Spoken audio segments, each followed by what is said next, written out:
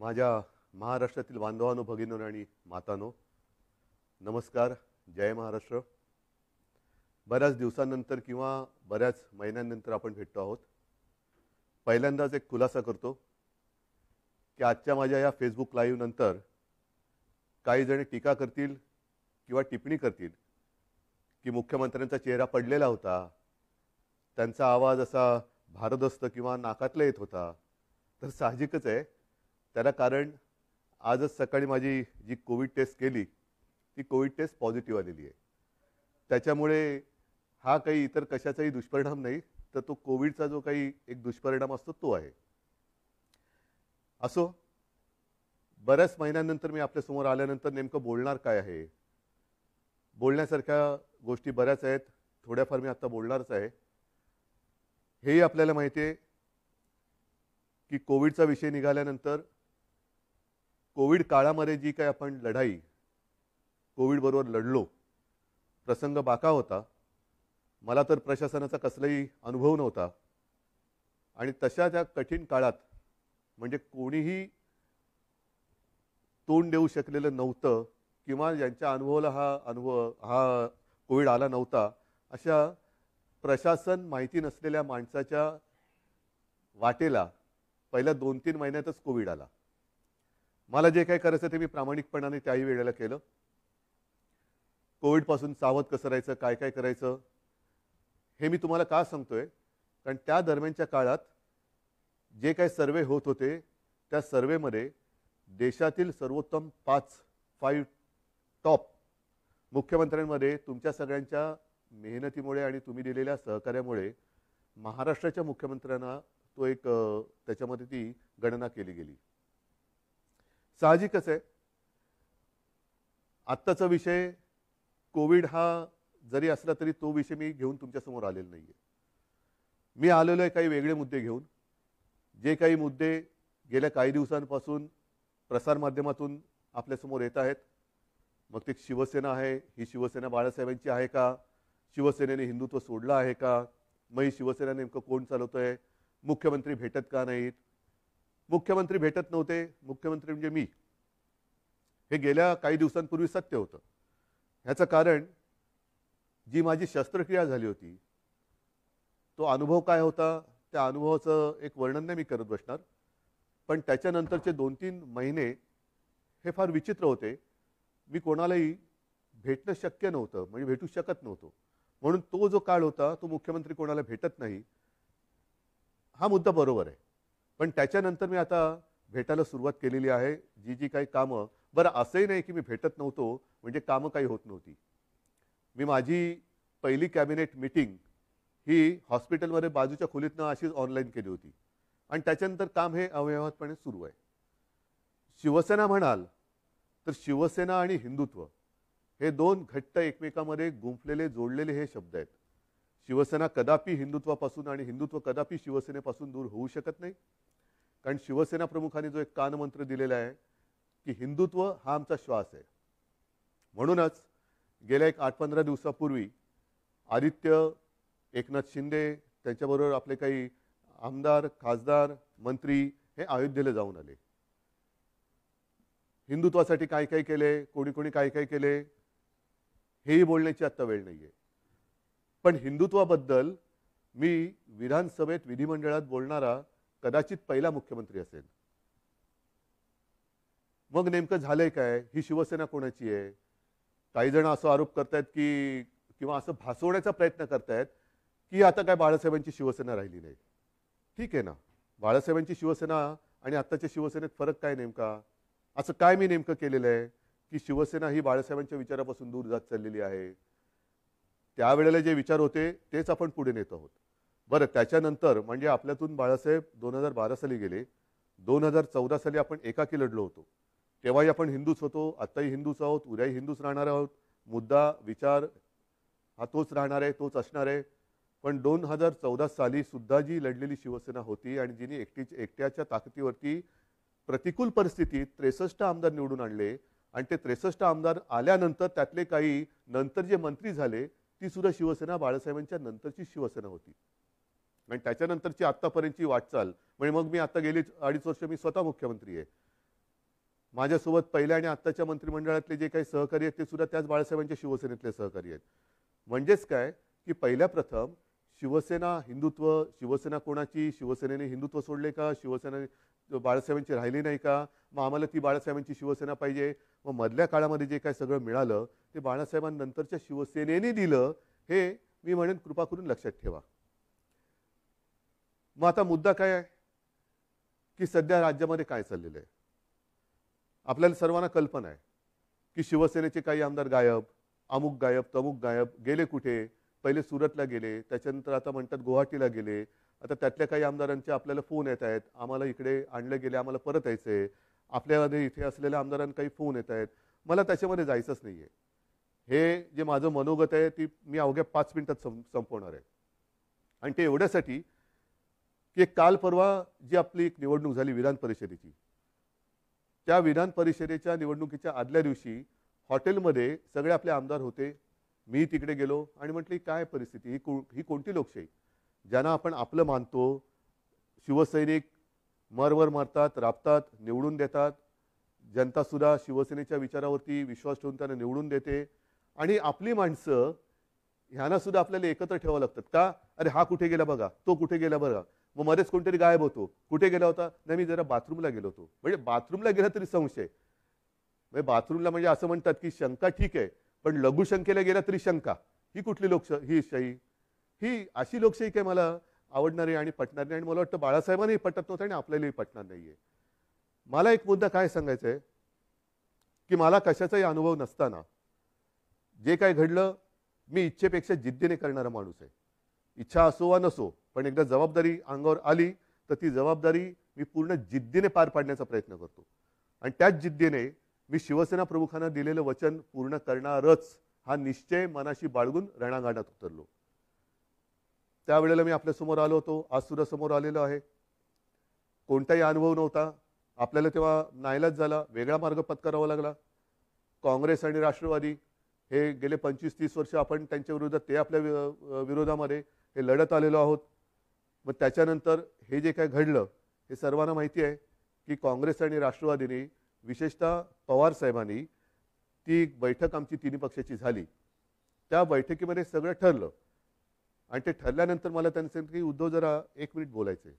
म्हटलं काय बोलायचं, आता ठरलं सगळं, नाही 1 मिनिट. आणि बाजूला खोलीत गेल्यानंतर त्यांनी सांगितलं की उद्धव हे सगळं ठीक आहे, पण जबाबदारी तुम्हाला घ्यावी लागेल. म्हटलं का, तर तसं नाही म्हणे, आमच्याकडे पण ज्येष्ठ लोक आहेत, काँग्रेसकडे पण ज्येष्ठ लोक आहेत, आणि शिवसेनेकडनं जर तुम्ही नसाल तर ते पुढे चालणं हे कठीण आहे. मी म्हटलं पवार साहेब काय मस्करी करता का.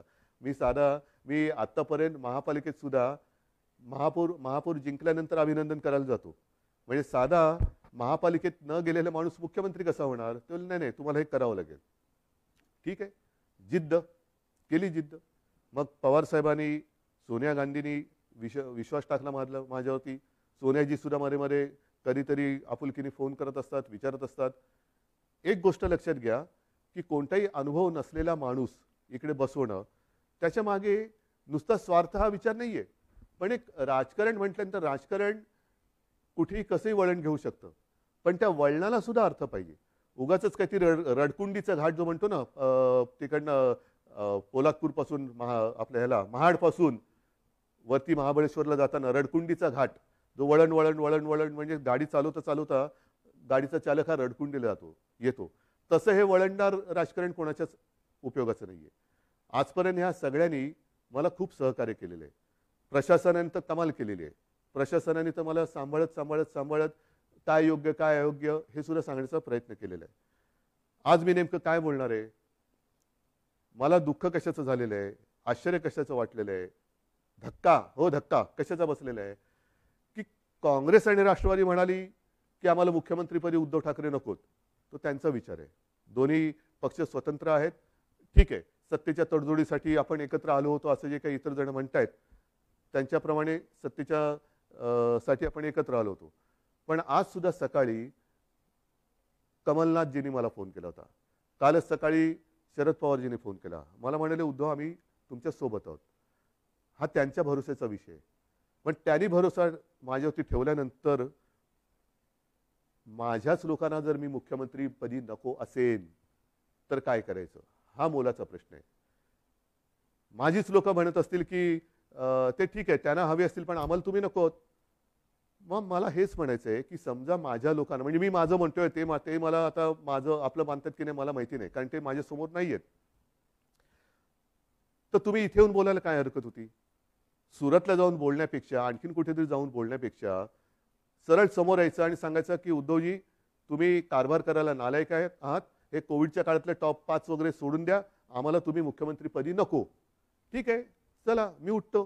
आणि आज सुद्धा मी तुम्हाला सांगतो, जर त्याच्यापैकी एकाही आमदाराने समोर येऊन मला सांगितलं किंवा जर त्यांनी स्टेटमेंट दिलं की उद्धव ठाकरे मुख्यमंत्री पदावरती नकोत, तर मी आत्ता मुख्यमंत्री पदाचा राजीनामा द्यायला तयार आहे. आणि ह्याच्यावरती विश्वास नसेल तर आज आपली फेसबुक लाईव्ह झाल्यानंतर आज संध्याकाळपासून मी माझा मुक्काम वर्षावरनं मातोश्रीला हलवत आहे. मला कोणताही मोह नाही. मी ओढून ताणून खुर्चीला चिकटून बसणारा नाही. मी शिवसेना प्रमुखांचा पुत्र आहे. कोणताही मोह मला खेचू शकत नाही, अडवू शकत नाही, थांबवू शकत नाही. पण हे माझ्या समोर येऊन बोला. उगाच काहीतरी शिवसेनेशी आम्ही गद्दारी करणार नाही, पण ही शिवसेना आहे, आमची शिवसेना, कशाला तुम्ही हे करताय? या सगळ्या करण्यावरनं नुकसान कोणाचं होतं आहे? एक जी गोष्ट आपण लहानपणापासून ऐकत आलेलो आहोत, कुऱ्हाडीचा दांडा गोतास टाळ, तीच परिस्थिती ही आहे. ती काही जणांना ही म्हण माहिती आहे, पण त्या म्हणीमागची गोष्ट नाही माहिती आहे. ती गोष्ट अशी आहे की एकदा एका जंगलामध्ये एक लाकूड तोड्या झाड तोडत होता, म्हणजे त्याच्या कुऱ्हाडीचे घावच घालत होता. सगळे पक्षी त्याच्यावरती राहणारे हे कासावीस झाले की आपला आसरा असलेले हे झाड आता तुटणार, कोलमडून पडणार. पण त्याहीपेक्षा हे घाव घालत असताना या झाडाला वेदना किती होत असतील, म्हणून ते पक्षी त्या झाडाशी बोलायला लागले. आपल्याला निसर्गाची भाषा येत नाही, पण निसर्ग एकमेकाच्या भाषेत बोलत असेल. तर पक्षी त्याच्याशी बोलायला लागले झाडाला की दादा, तुला खूप दुखत असेल ना रे, खूप वेदना होत असतील ना रे, की तुझ्यावरती हे कुऱ्हाडीचे घाव पडतायत. झाडाने काय उत्तर द्यावं की मला वेदना होत आहेत, दुःख होतंय, पण ते घाव पडतात म्हणून होत नाहीये. तर हा लाकूड तोड्या ज्या कुऱ्हाडीने घाव घालतोय, त्या कुऱ्हाडीचं लाकूड हे माझ्या फांदीचं लाकूड आहे, त्याच्या मला वेदना जास्त होत आहेत, त्याच्या वेदना जास्त होत आहेत. हेच आज चाललेलं आहे, हेच आज चाललेलं आहे. कुऱ्हाडीचा दांडा हा आपला जे गोतास काळ, म्हणजे आपली जी राजकारणातली जन्मदात्री आहे, शिवसेना आहे, तिच्यावरती तिचंच लाकूड वापरून घाव कोणी घालू नका. या समोर बसा, मी देतो राजीनामा. चला, मी तुमच्या हातामध्ये आज मी माझ्या राजीनाम्याचं पत्र तयार करून ठेवतो आहे. जे आमदार गायब आहेत किंवा त्याने गायब केलेलं आहे, त्यांनी यावं आणि माझ्या राजीनाम्याचं पत्र घेऊन राजभवनमध्ये जावं. मी का नाही जात? कारण मला कोविड झालंय. त्यातून राज्यपाल महोदय म्हणाले की उद्धवजी को खुद को आने दो, चलो मैं भी आने के लिए तैयार हूं. मी यायला तयार आहे. म्हणून मी पुन्हा एकदा सांगतोय की ही कुठेही आगतिकपणा नाही, हा कुठेही अगदी लाचारीचा प्रसंग नाही किंवा मजबुरी तर अजिबात नाहीये. कारण आजपर्यंत अशी अनेक आव्हानं बिनसत्तेची आपण पेललेत. हे काय मोठं आव्हान आहे? काय होईल जास्तीत जास्त? परत लढू. जोपर्यंत माझ्यासोबत शिवसेना प्रमुखांनी जोडून दिलेला सारा शिवसैनिक आहे, तोपर्यंत मी कोणत्याही संकटाला भीत नाही. मी आव्हानाला सामोरा जाणारा माणूस आहे. त्याच्यामुळे कोणतेही आव्हान हे घाबरून त्याला पाठ दाखवणारा नाहीये. हे जसं मी मुख्यमंत्री पदासाठी बोलतोय, तसंच मी आज माझ्या शिवसैनिकांना सुद्धा आवाहन करतोय. कारण का तर ही शिवसेना बाळासाहेबांची शिवसेना राहिली नाही असं काही जे आरोप करतायत, त्याला सुद्धा माझ्याकडे उत्तर आहे. ज्या शिवसैनिकांना असं वाटत असेल की मी शिवसेनेचं नेतृत्व करायला नालायक आहे, चला मला सांगा, मी हेही पद सोडायला तयार आहे. मी शिवसेना पक्षप्रमुख पद पण सोडायला तयार आहे, पण हे सांगणारा विरोधक नाही. नाहीतर असे फडतूस लोक खूप आहेत. त्यांच्या सांगण्यावरनं किंवा त्यांच्या त्या काय ते ट्रेंडिंग, ट्रोलिंग, ट्विटर ह्याच्यासाठी मी त्यांना मी बांधलेलं नाहीये. मी माझ्या शिवसैनिकाला बांधलेलं आहे. आणि शिवसैनिक सुद्धा या भानगडीत पडणारा नाहीये, कारण तो फेस टू फेस संकटाला सामोरं जाणारा शिवसैनिक आहे. म्हणून त्यांनी सांगावं, मी दोन्ही पदं सोडायला तयार आहे, पण मी मुख्यमंत्रीपद सोडल्यानंतर जर शिवसेनेचा मुख्यमंत्री होत असेल, मला आनंदाने मान्य आहे. पण त्याही पलीकडे जाऊन केवळ मी मुख्यमंत्री नको, दुसरा कोणी असला तरी चालेल, पण शिवसेनेचा म्हणजे उद्धव ठाकरे मुख्यमंत्री नको, दुसरा कोणी चालेल, चला तेही मला मान्य आहे. पण एकदा मला समोर येऊन सांगा. हे इकडून तिकडून नाही, आमचं तुमच्याबद्दल काहीच म्हणणं नाहीये. पण तसं नसेल तर जोपर्यंत मी खुर्ची अडवून ठेवले, तोपर्यंत काय होणार? काहीच होणार नाही. म्हणून एकदा ठरवूया, तुम्ही या किंवा तिकडनं फोन करा आणि सांगा की तुमचं आम्ही फेसबुक लाईव्ह पाहिलं, चॅनलच्या माध्यमातून पाहिलं, फेसबुकच्या माध्यमातून पाहिलं. आम्हाला तिकडे यायला संकोच वाटतो, पण तुम्ही म्हणालात त्याच्याप्रमाणे तुम्ही आम्हाला नकोत. हे स्पष्ट सांगा. मी या क्षणाला मुख्यमंत्रीपद सोडायला तयार आहे. या क्षणाला मी मुख्यमंत्रीपद सोडायला तयार आहे. आणि म्हणून बांधवांनो आणि भगिनीनो एकच सांगेन, शेवटी ही पदं येत असतात, पदं जात असतात. आयुष्याची कमाई काय? पदं नसतात. पदावरती बसल्यानंतर जे तुम्ही काही काम करता त्याच्यानंतर जनतेची प्रतिक्रिया काय असते ही आयुष्याची कमाई असते. आणि या 2.5 वर्षामध्ये जे प्रेम तुम्ही मला दिलत, कुठे झाली हो आपली भेट? पण ह्याच माध्यमातून मी तुमच्याशी बोलत आलो. आणि अनेक जणांनी मला सांगितलं की उद्धवजी, तुम्ही बोलताना आमच्या कुटुंबातला एक माणूस आमच्याशी बोलतोय असं वाटतं. हे भाग्य मला नाही वाटत ह्याच्यापेक्षा आणखीन काय असू शकेल. ज्यांची ओळख पाळख नाही, दूर कुठेतरी राहतात, अगदी मुंबईत राहिले तरी भेटीचा कधी योग येईल असाही भाग नाहीये. पण या माध्यमातून जेव्हा मी तुमच्याशी बोलतोय तेव्हा तुम्ही आमच्या कुटुंबातले वाटतात. हीच तर आयुष्याची कमाई आहे. आणि ही आयुष्याची कमाई माझ्यासाठी तरी भरपूर आहे. मुख्यमंत्रीपद हे तेव्हा अनपेक्षितपणाने आलं. आत्ता सुद्धा मी यायला चिकटून बसत नाहीये. जर तुम्ही सांगाल, मी आत्ता त्याच्यावरनं पाय उतार तयार आहे. आणि हे माझं नाटक नाही, अजिबात नाटक नाही. कारण नाहीतर म्हणतील की काय हे असं करायचंच होतं. नाही, मला काय म्हणायचं आहे की तुम्ही संख्या किती कोणाकडे आहे हा गौण आहे विषय माझ्याकडे. शेवटी ही जी काही लोकशाही आहे त्या लोकशाहीमध्ये संख्या ज्यांच्याकडे अधिक असते तो जिंकतो. मग ती तुम्ही संख्या कशी जमवता? प्रेमाने जमवता, जोर जबरदस्तीने त्या धमक्या दटवण्या देऊन जमवता, हे नगण्य असतं. पण समोर उभी केल्यानंतर डोकी मोजली जातात आणि अविश्वास ठरव मंजूर किंवा अमंजूर होतो.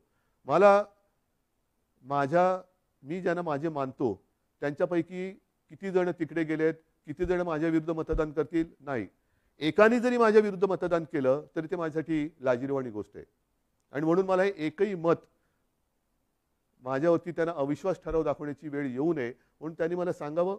मी कुठेही त्या नावाचा उच्चार करणार नाही, वाच्यता करणार नाही. तुम्ही सांगा मी मुख्यमंत्रीपद सोडलं, बस.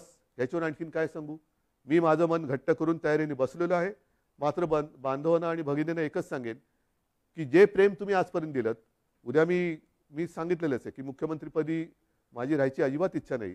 पण त्याच्यानंतर सुद्धा जेव्हा जेव्हा आपली भेटगाठ होईल ती मात्र जसा मी फिरत जाईन तशी प्रत्यक्ष होईल.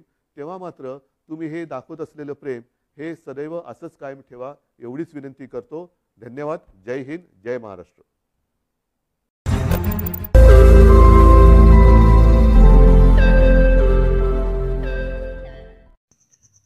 रोज नई खबरों को देखने के लिए हमारे औरंगाबाद समाचार चैनल को सब्सक्राइब कीजिए और नोटिफिकेशन पाने के लिए हमारे बेल आइकन को दबाइए ताकि हर खबर की नोटिफिकेशन आपको मिलती रहे.